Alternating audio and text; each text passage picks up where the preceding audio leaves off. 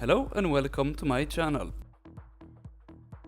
Having the correct settings to your DSLR camera and gear is very important.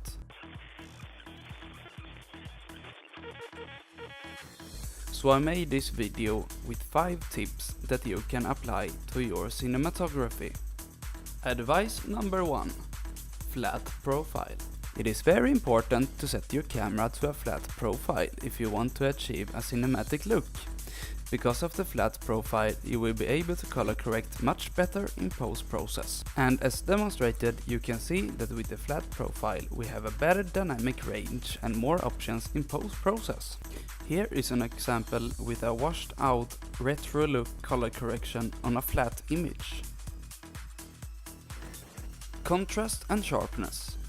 If you want it, add it in post-process. Here, let me explain. Added sharpness. It's really easy. Go to your camera settings and decrease the sharpness to 0 and then add it later on in post-process. And seeing it side by side, you can see the difference if you watch closely. Added contrast. Same goes for contrast. If you decrease it before you shoot your video, you can add it afterwards in post-process. Side-by-side comparison with too much contrast on the left side and a flat profile on the right side. Have a look at this demonstration.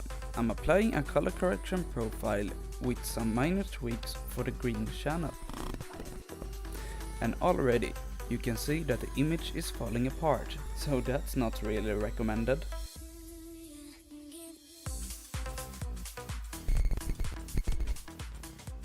Moving on to advice number 2, color correction. Color correction is a great way to make your film look more cinematic.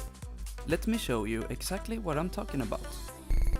As shown in this demonstration, you can see that the image looks nice and more cinematic. I added one of my own developed color correction for a retro and faded look.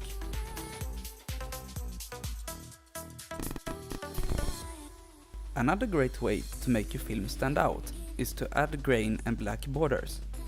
It will enhance your film look even more. I also added a color correction for this scene to finalize the shot.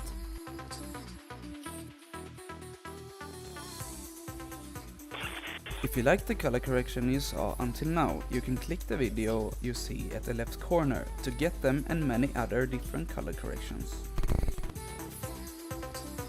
Stabilization and gear. When I shoot most of my videos, I have vibration control and stabilization on the lens I use. But at some situations, as this you see here for example, image stabilization only on the lens is just not enough.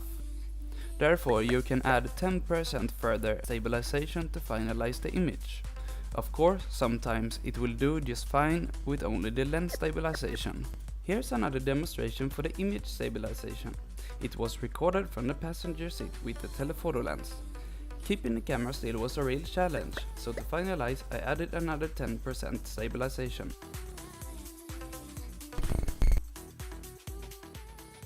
Gear and slider. You can get very impressive shots from a camera slider, such as this one I'm using. I would recommend not to cheap out too much on a slider, as it needs to be sturdy to reduce shakes. The camera slider is a 7-oak SK GT100. I will put a link in the description where you can get one.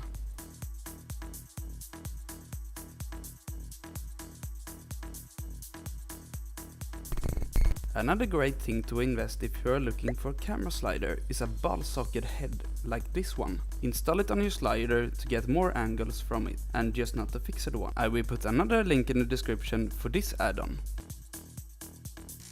Here is some shots with the slider, combined with color correction, black borders, black and white grain and stabilization.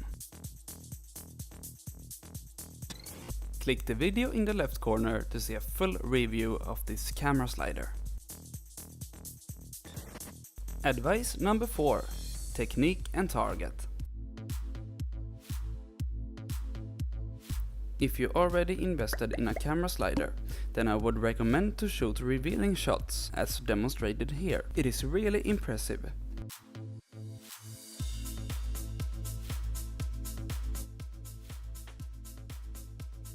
Experience and control.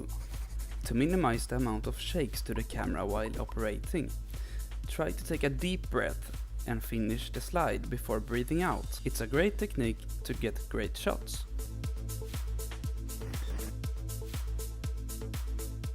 Importance of target. Normal angles is boring. Break the rules. Different is better. Avoid center of target and normal angles.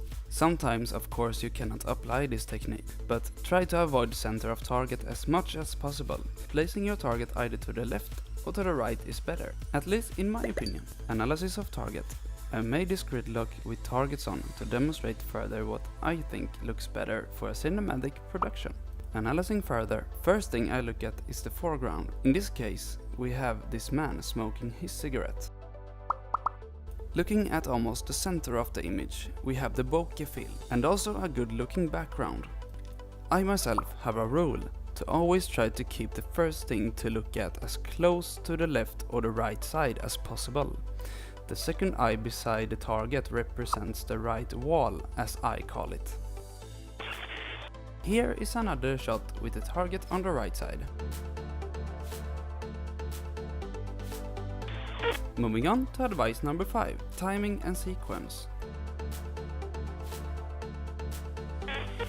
A great tip is to try to match your cinematic production as much as possible to the background music beat. It can really create a good and interesting production. Watch this, let me show you what I mean.